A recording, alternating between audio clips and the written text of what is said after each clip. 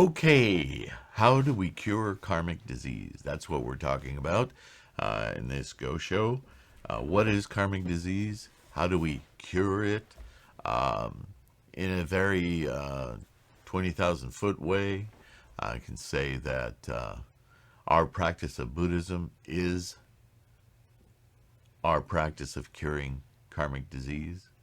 Um, Basically, because we are in our practice invoking our Buddha nature, invoking our Buddha wisdom, walking the Bodhisattva way in order to see with clarity, in other words, to detach ourselves from the daily, constant, moment to moment delusions of our attachments, our desire to make permanent everything in our experience.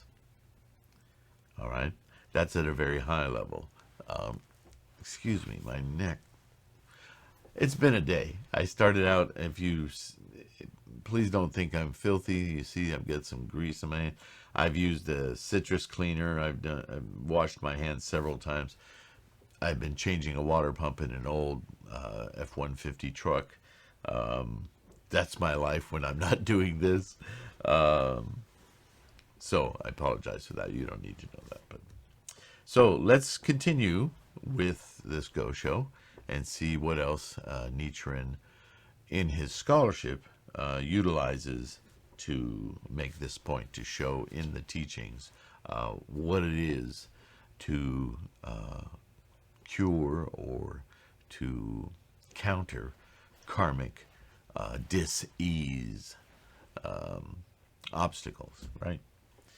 In the light of the above quotations, it would seem that your illness cannot have originated in anything other than the 6 causes of disease. Okay, here we go. I will set aside the first 5 causes for the moment.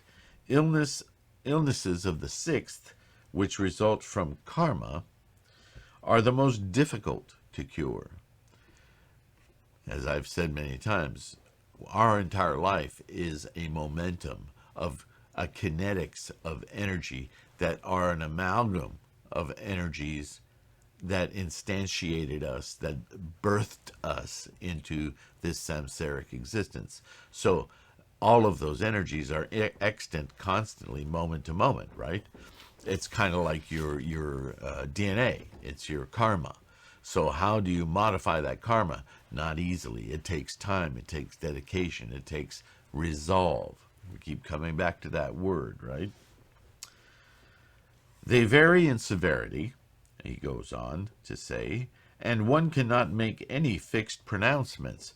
But we know that the gravest illnesses result from the karma created by slandering the Lotus Sutra. Even Shen Nung, Huang Ti, Hua To, and Pian Chui threw up their hands, and water holder, water carrier, Jivaka, and Virmalakirti likewise kept silent. Such illnesses can only be cured by the good medicine of the one Buddha Shakyamuni's Lotus Sutra, as that sutra itself explains. Myoho Renge Kyo.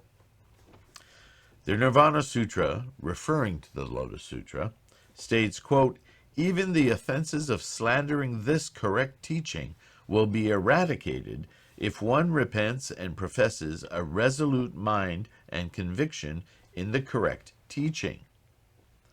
No teaching other than this correct teaching can save or protect one. For this reason, one should take a resolute mind in the correct teaching, end quote. The great teacher Ching Si said, quote, the Nirvana Sutra is itself pointing to the Lotus Sutra and saying that it is the ultimate. He further said, quote, it is like the case of a person who falls to the ground, but who then pushes himself up from the ground and rises to his feet again. Thus, even though one may slander the correct teaching, one will eventually be saved from the evil paths or lower worlds of life experience. End quote. Bodhisattva Vasubandhu was originally a scholar of Hinayana Buddhism. In an effort to prevent Mahayana Buddhism from spreading throughout the 5 regions of India, he wrote 500 treatises on the Hinayana. Later, however, he encountered Bodhisattva Asanga and abandoned his erroneous views on the spot. Facing Asanga, he said that in order to eradicate this offense all at once, he wanted to cut out his own tongue. Asanga stopped him, saying, "Vasubandhu, use that tongue to praise Mahayana." Vasubandhu immediately wrote 500 Mahayana treatises in which he refuted Hinayana. He also made a vow that, as long as he lived, he would never place the Hinayana teachings on his tongue. In this way, he eradicated his past offenses and was later reborn in the heaven where Bodhisattvas Maitreya dwells. So, this is a very powerful thing to say about Myoho Renge Kyo, is that even if you spent many years stubbornly adhering to incorrect views in your life, if one day you have that insight, that aha moment, and you go, "Oh, wow, I've been wrong all this time. I've been clouded by an opinion that I've just clung to," right? Attachment rears its ugly head. So how could Myoho Renge Kyo not provide a release from that? If you've made that realization, then you're already on the way. Right? Because that's what Myoho Renge Kyo is all about, is detaching you from the obstacles that keep you suffering. Karmic disease. Follow? Bodhisattva Ashvaghosha, a native of eastern India, was 13th among the successors of the Buddha's teachings. At one time, Ashvaghosha had been a leader of Brahmanism. When he debated with the Buddhist monk Punyayashas over the validity of their respective teachings, however, he quickly realized that the superiority of Buddhist teachings. Ashvaghosha was prepared to behead himself in order to pay for his past offenses, saying, quote, "I have been my own worst enemy, leading myself to hell." But Punyayashas admonished him, saying, "Ashvaghosha, do not behead yourself. Use that head and mouth to praise Mahayana." Ashvaghosha soon thereafter wrote The Awakening of a Resolute Mind and Conviction in the Mahayana, in which he refuted Brahmanism and Hinayana. This marked the beginning of the spread of Mahayana Buddhism in India. How important was that? The great teacher Chitsang there's a point made there that I don't want to just lightly gloss over. I don't know if it's especially in the West. I think all of mankind, when we endeavor to better ourselves, we are nonetheless human. And sometimes the things that we do to better ourselves, because we see improvement, because we're learning and teaching ourselves, we create very strong bonds with those things. And as is pointed out here, sometimes the bonds we make actually act as a stubborn attachment, an obstacle to greater insight and skills. So that's one half of what I want to point out. The other half is that when we do realize that we've stubbornly adhered to something that has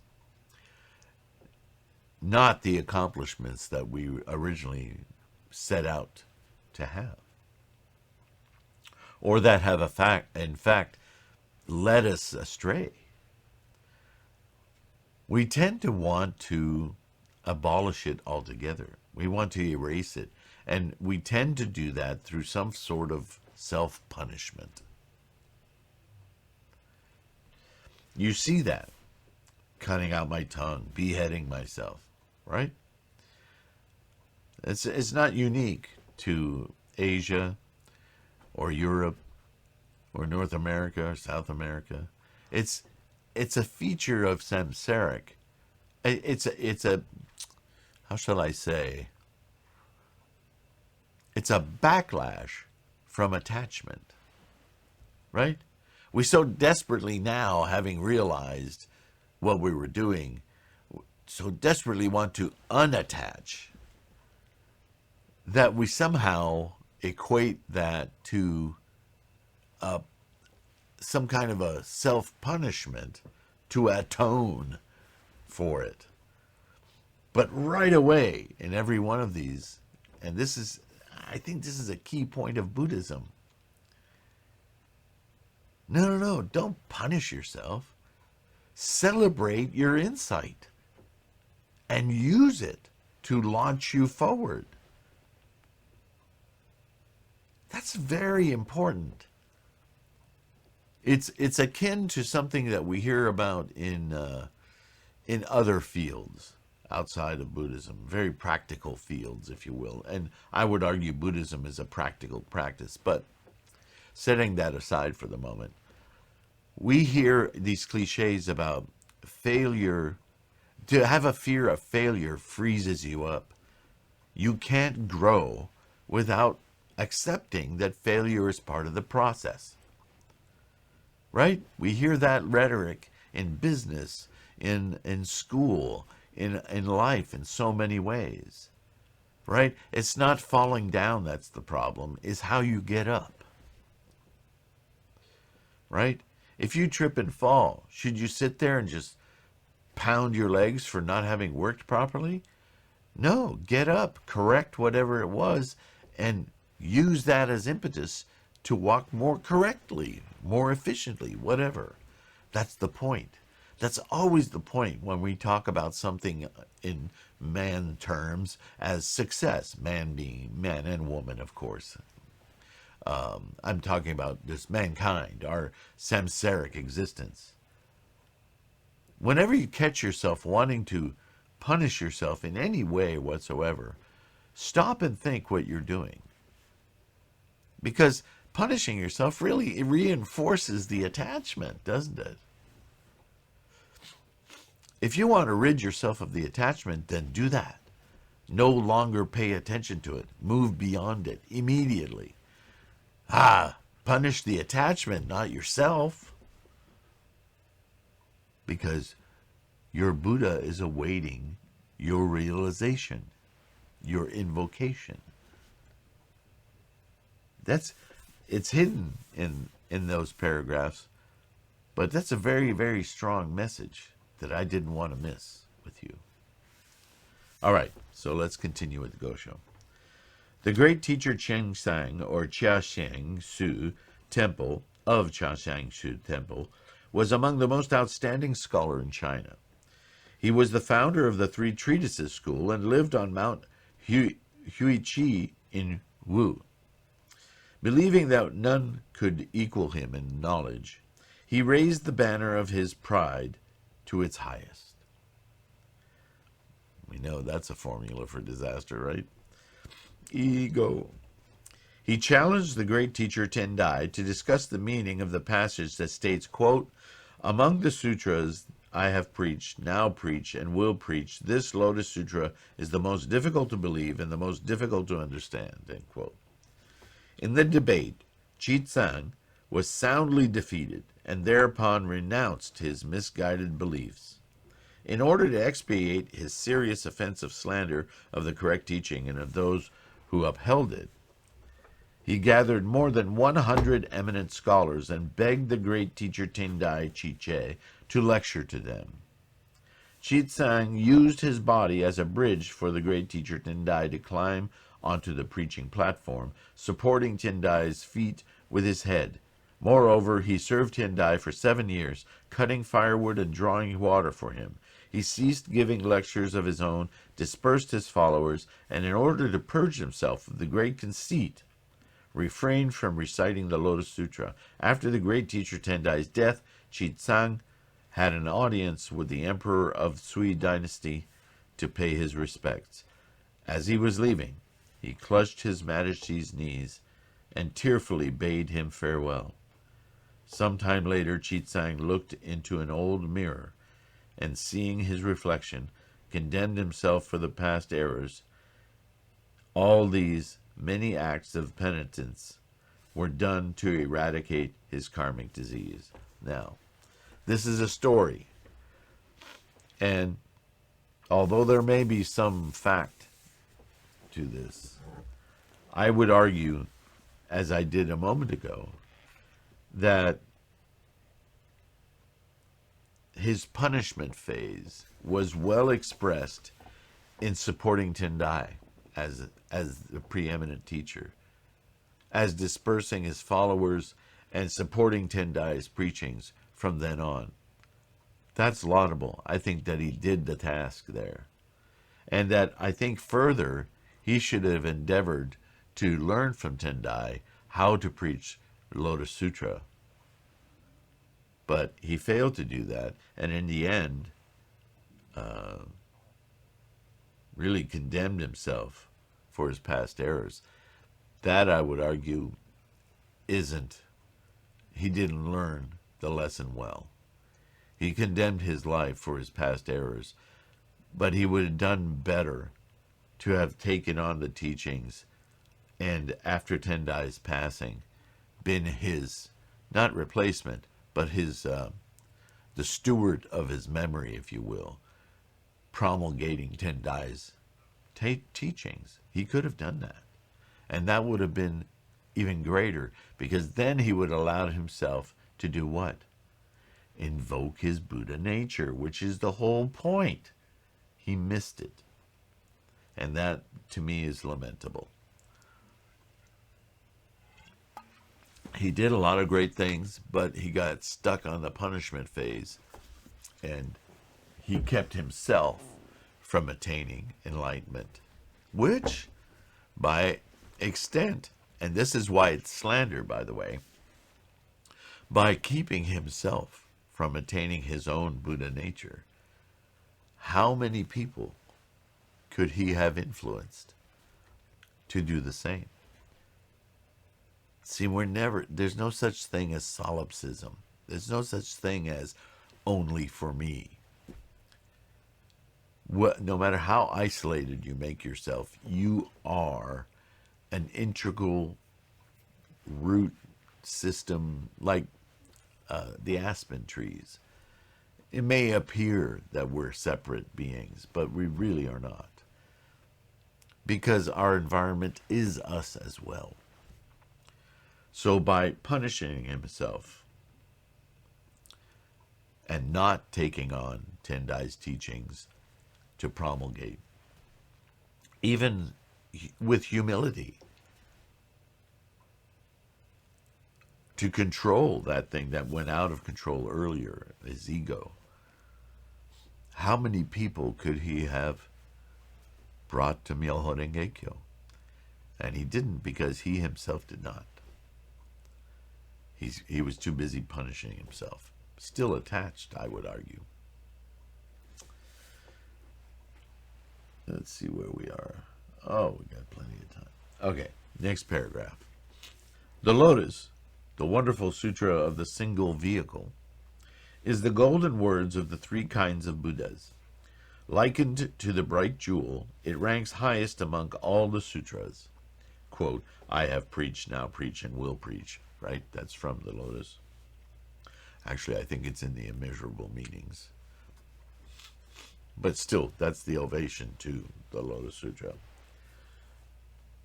There are passages in the Lotus Sutra that say, quote, among the sutras, the Lotus Sutra, holds the highest place. And, quote, among those sutras, the Lotus is the foremost, end quote. The great teacher Dengyo said that the Lotus School is the school founded by the Buddha himself.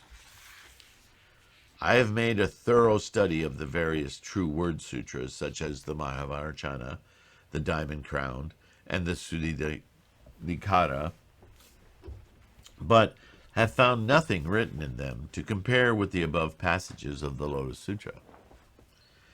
The claim that these sutras are superior to the Lotus appears to be no more than a prejudiced view held by Shanwu Wei. Chin Kan Chi, Pu Kung, Kobo, Jikaku, and Chisho.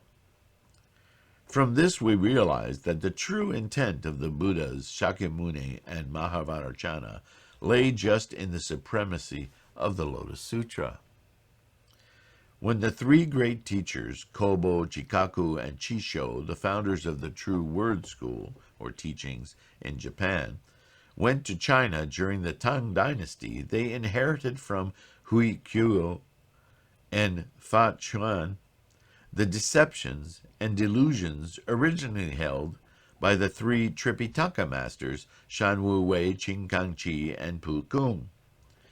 When, on returning to China, or Japan, they propagated the Lotus Sutra and the true word teachings, they hid the brilliant moon of the Lotus Sutra, the supreme vehicle that surpasses all the other sutras of the past, present, and future, and showed the firefly glimmer of the true word mandalas of the two realms. Not only that, but they slandered the Lotus Sutra, saying that it was a work of childish theory and belonged to the region of darkness. These comments, however, were like a dagger turned against those who made them. It is not the Lotus, but the Mahavarachana Sutra that is filled with childish theory and is in the region of darkness. The founders of the true word teachings were warped to begin with. So how could their disciples and followers be upright? Contamination at the source of a river will pollute its entire length. Because of this, the land of the sun has had a long, dark night, and the sun tree is now about to be blighted by an alien frost. Although now see, we went in this letter from a compassionate discourse of Buddhist scholarship to address the addressee of this letter, his illness, or her illness, I forget, I think his. And now Nichiren is in full swing on the scholarship of the good medicine, if you will, of the Lotus Sutra and how it holds its place. Now, it's no accident that he does this. It's not because he doesn't care about who he's writing the letter to. Once again, he's very much aware that the letters he writes are used as teaching tools to his disciples all over Japan. He can't be there. They don't have mass transit, and they don't have internet and cell phones. I know I'm saying silly things, but really think about it. Getting information out to people was very difficult in those days, made even more difficult by the fact that the authoritarian forces, samurai, the shogunate, was all over the country. And if you were a lone traveler with maybe, whether you were alone or usually with some friends to travel these great distances and carry these messages, you would be subject to random searches and questionings and who you working for and what are you doing and what are you bringing with you. And they would often have to conceal that they were in communication with Nichiren Shonin, because that alone could get them killed or imprisoned. They could end up losing their lands, their assets. It was a dangerous time. So any opportunity to help get points of view and teachings out to his disciples, of course he used. And the more the addressee of the letter was someone who was known to be a point of contact for a larger Sangha, the more doctrinal his letters would be. But don't worry, he'll come back to the person he's writing this letter to. I'm just showing you how these letters take the form of teachings for a very valid reason. They truly are the way that Nichiren was able to spread the Lotus Sutra teachings through his own scholarship, right? To continue. Although you were not in the mainstream of the True Word School, you were still a retainer of a patron of that teaching. Now this touches on the other point that I was going to say. The True Word School was omnipresent in Japan at the time. So not only was Nichiren sending out teachings of the Lotus, but he also had to set out teachings in order to defeat the influence, the great influence, the omnipresent influence held by the samurai, the shogunate of this True Word School, as well as, the Nembutsu and the Zen. But the True Word was the, if you will, official school. So this is why he especially calls them out. And here we learn that the person he's writing this letter to was in fact, involved with the True Word influences, since he worked for one of their agents. Oh, dry mouth. I apologize. And congestion. Oh, that's what I get for going outside. All right.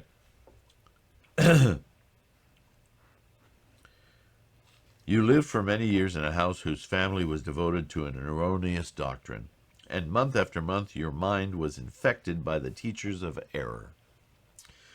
Though huge mountains may crumble, and the great seas dry up, this offense of yours will not easily pass away. However, because of the influence of karmic bonds and the compassion with which you are imbued in this lifetime, you met me, a monk of humble learning, when you least expected it, and determined to reform your ways.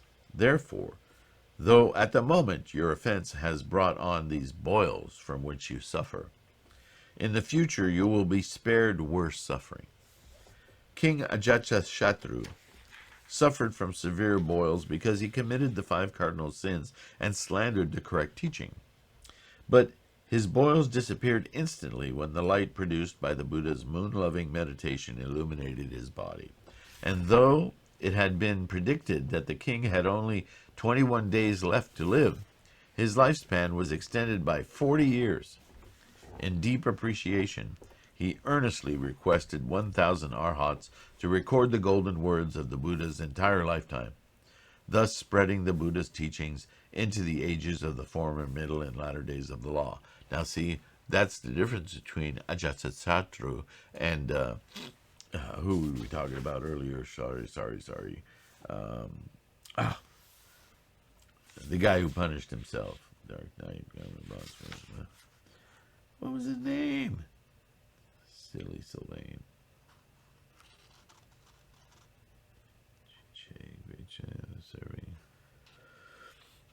Chitsak. Remember, I pointed out that after Tendai died, he's continued to punish himself. And what he should have done is take on the mantle of the Lotus Sutra for himself, to attain his own enlightenment as well as influence others. That's the Bodhisattva way. But he didn't do that. Now, Ajatasattu did do that. And so the point is, he spread the entire, the Buddhist teachings into the ages of the former, middle, and latter days of the law. Thousands of years. That's the big difference, right? Your boils, he's coming back to as he closes the letter here. Your boils have resulted from only one offense, slandering the correct teaching. The a priori and supreme law you now embrace surpasses the moon-loving meditation. How then could your boils possibly not be healed and your lifespan not extended? If these words of mine proved untrue, you should shout, the Buddha, the eye of the entire world, is a great liar, and the Lotus, the wonderful sutra of the single vehicle, is a scripture of clever foolishness. The world-honored one should give me proof if he cares about his good name. All the sages and worthies should come to protect me if they do not want to be false to their vows.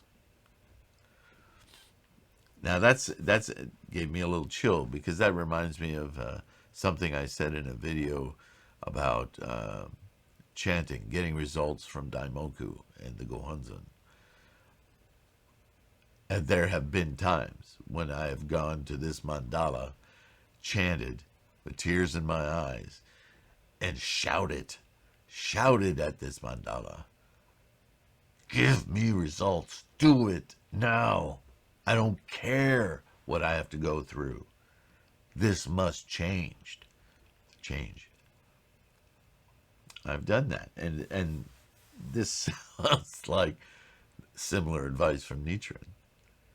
Don't be afraid to demand your Buddha-ness. Whatever your karma is, it may require that you commit at that level. What I was breaking through was something that was very stubborn in me. I still don't know what it was, but things did change. And a lot of things changed in my life, and I don't know how many of them were related to what karma it was that I was busting through, but it was required for me. Last words. A letter cannot convey all that one would like to say, and words cannot fully express what is in the heart. The rest will have to wait until the next time we meet. With my deep respect, Nichiren. Replied to the lay priest, Ota. So there you have it. This was to a monk that was a teacher and a spreader of Nichiren's Lotus Sutra Myoho Renge Kyo teaching. And so there you have it. This is why he included so much scholarship in the letter, because he knows Ota will not only be able to use this to cure his karmic illness, but to aid him in spreading the teachings of the Lotus Sutra. And with that, we end this Go Show. I want to give you my deep respect and appreciation for being here, for listening, for keeping your practice strong. Take care of your health, and I'll see you in the next one. Namo Myoho Renge Kyo.